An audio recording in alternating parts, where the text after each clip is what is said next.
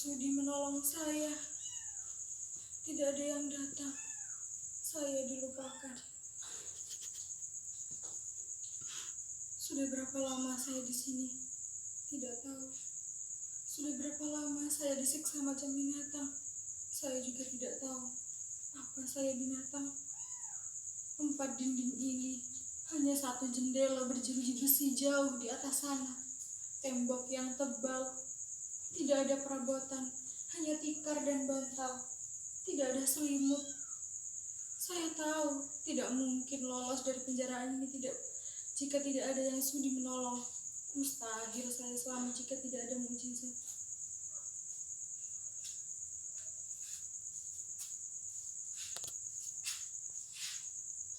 Mudasir, kamu Mudasir? Bagaimana caranya kamu masuk kamar ini? Mudasir, kenapa tidak mengenali saya lagi?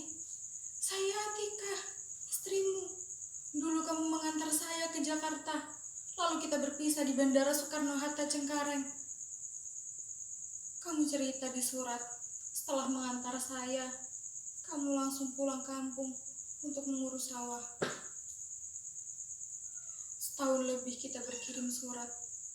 Setelah musibah datang, surat-suratmu pun tidak datang lagi. Jangan pergi Mudasir, jangan tinggalkan saya. Apa saya sudah tidak punya daya tarik lagi? Kamu dulu sering bilang saya cantik. Saya memang cantik, kecantikan yang alami tanpa bedak dan gincu. Kamu sering bilang begitu. Ini saya, Atika. Saya tahu, penyiksaan ini bikin saya tidak secantik dulu lagi. Kalau ada cermin di kamar ini, mungkin saya sudah bisa segera tahu. Mungkin wajah saya sudah seperti gombal busuk, bacin dan tidak layak dipandang-pandang. Bikin jijik ya. Tapi Mudasir, kamu menikahi saya lahir batin kan? Kamu tidak hanya menikahi wajah saya. Kalau memang benar kamu di sini, tolong bebaskan saya dari sekapan ini. Lalu kita pulang kampung bersama-sama. Apa? Tidak perlu melapor pada polis raja di raja. Tidak guna melapor pada Menteri Tenaga Kerja. Kita warga negara Indonesia, bukan warga negara Filipina. Beruntunglah mereka yang berasal dari Filipina. Bahkan presiden mereka pun peduli kepada nasib para tenaga kerjanya, terutama yang bekerja di mancanegara. Kita, kalau banyak uang diperas sampai habis tulang sumsum. Kalau ada musibah, diabaikan, pura-pura tidak tahu. Mudasir, itu kenyataan. Kita binatang penghasil devisa negara. Sebutan pahlawan hanya slogan, bukan kenyataan. Hanya hayalan para birokrat yang baru menduduki kursi jabatan, agar dianggap bekerja di mata atasan dan mempunyai kesetiakawanan yang kuat terhadap sesama warga negara.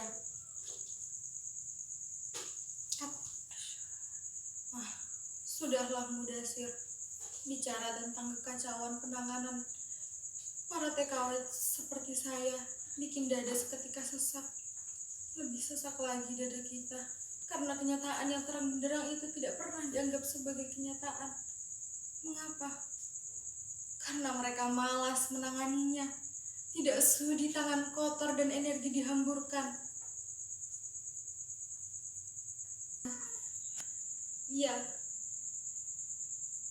karena tidak ada uang komisi berlebih pada setiap kasus yang menimpa para TKW. Ya. Lagi pula, perlu kemampuan diplomasi agar pejabat-pejabat kita dihargai oleh orang asing. Tapi kenyataannya, para pejabat kita lebih sering jadi bahan tertawaan diplomat-diplomat asing. Karena dianggap malas dan bodoh, tapi sok pintar. Problem bahasa pun jadi hambatan. Mana mungkin memenangkan perkara jika Mana bisa memenangkan perkara jika pembahasan dilakukan dengan bahasa Tarsan. Sebelum maju pun sudah kalah terlebih dahulu. Akibatnya kita yang menjadi korban.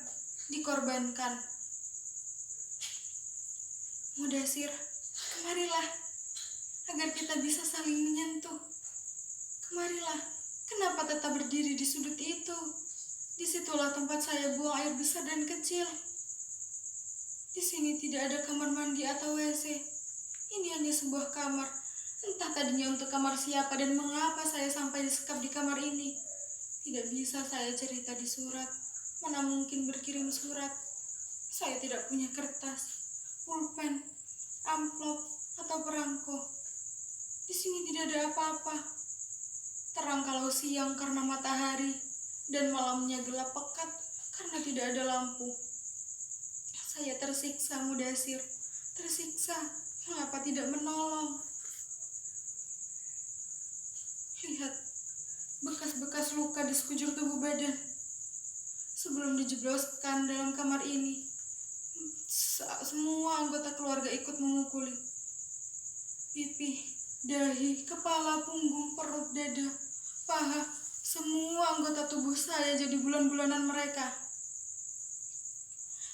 Saya disiksa menggunakan tangan, kepalan, kaki, setrikaan, tongkat besi. Ya.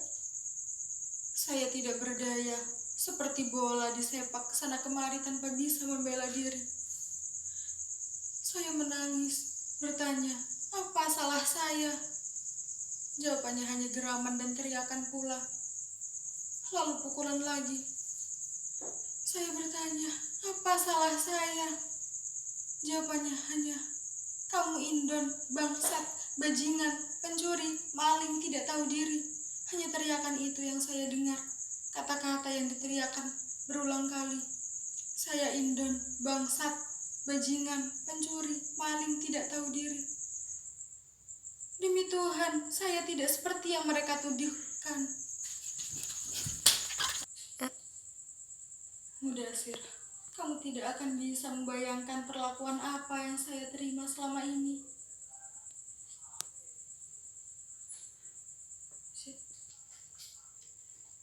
Saya memang lebih pantas disebut anjing. Saya dianggap bukan manusia lagi. Tapi demi Tuhan, saya bekerja. Saya menerima upah karena saya bekerja. Saya bangun pagi. Sebelum subuh saya sudah mencuci piring, mencuci pakaian, menyetrika. Di rumah sebesar ini hanya saya sendiri. Pekerjaan baru selesai pukul 9 malam.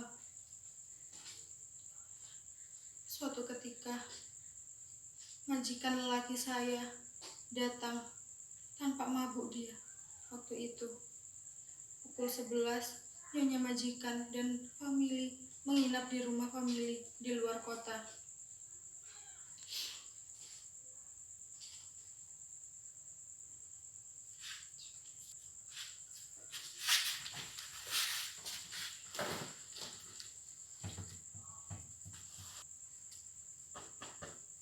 Atika, Ayo. Atika,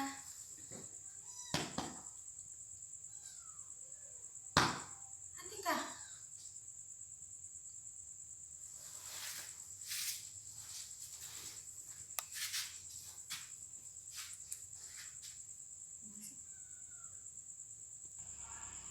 Iya.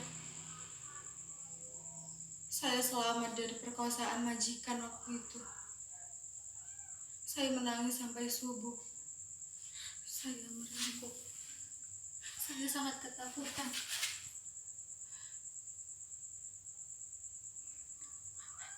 Penyiksaan ini sungguh nyata. Ya, penyiksaan ini sungguh tidak jelas konsepnya. Tapi, ada apa dengan majikan saya? Ada apa dengan bangsa ini? Bangsa yang dulu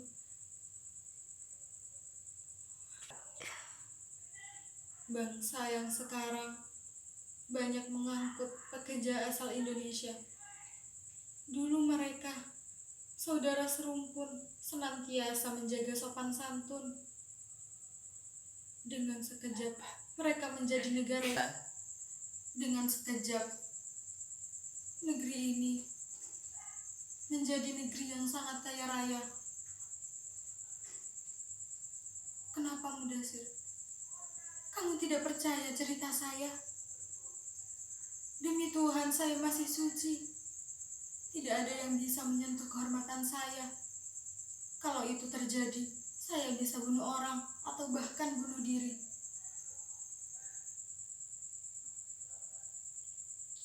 Mudasir, jangan pergi. Jangan tinggalkan saya. Saya butuh kamu. Nyata atau hanya bayangan, sudah tidak berarti lagi.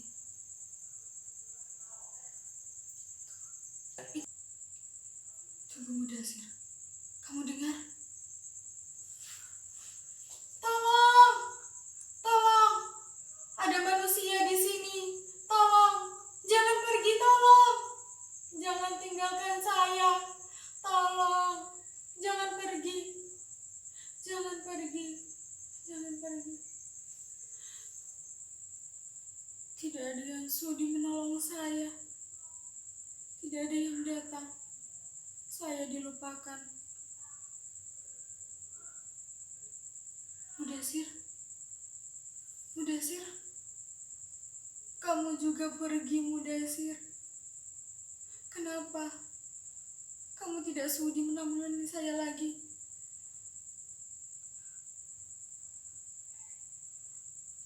Kalau seperti ini, saya tidak bisa bertahan lagi. Apakah ada orang yang merasa kehilangan saya? 1-2 hari bisa saja dimaklumi. Tapi kalau lebih 1 bulan, bisa saja dianggap sudah terjadi pembunuhan. Iya, pembunuhan. Pembunuhan yang saya alami adalah pembunuhan politik. Pembunuhan. Tolong,